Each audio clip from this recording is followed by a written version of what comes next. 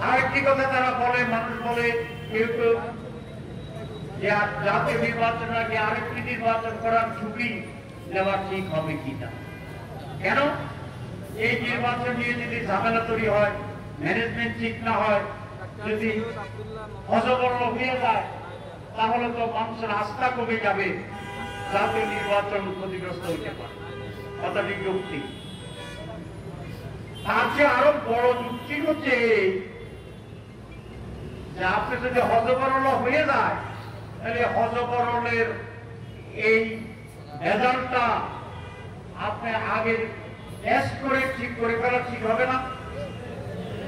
Police আপনাকে cooperate করে কিনা, সিভিল অ্যাডমিনিস্ট্রেশন কোঅপারেট করে কিনা, ওরা নিউট্রাল কিনা, আপনার লোকেরা ঠিক মতো বুঝ আছে কিনা, এটা তো আগে টেস্ট করে গেলে ভালো। এটা যেটা দুর্বলতা, এটা জাতীয় নির্বাচনে আমরা রিপেয়ার করলে।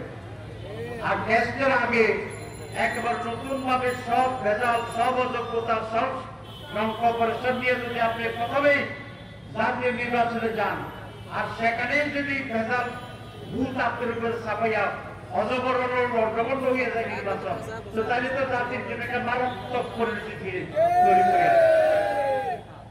আপনার যুক্তি ঠিক, আমার যুক্তি ডবল ঠিক।